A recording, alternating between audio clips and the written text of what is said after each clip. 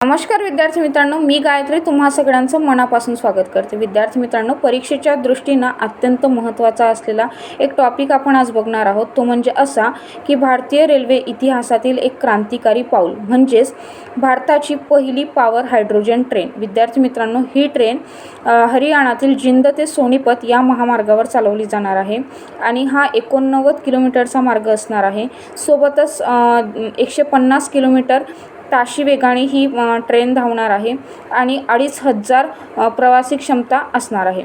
विद्यार्थी मित्रांनो, ही जी ट्रेन आहे ती पर्यावरणपूरक वाहतुकीला प्रोत्साहन देण्यासाठी या ट्रेनची सुरुवात करण्यात आलेली आहे आणि ही ट्रेन संपूर्ण स्वदेशी बनावटीची आहे। तर यापैकी या ट्रेनवर कुठलाही प्रश्न आला तर तुमचा चुकणार नाही।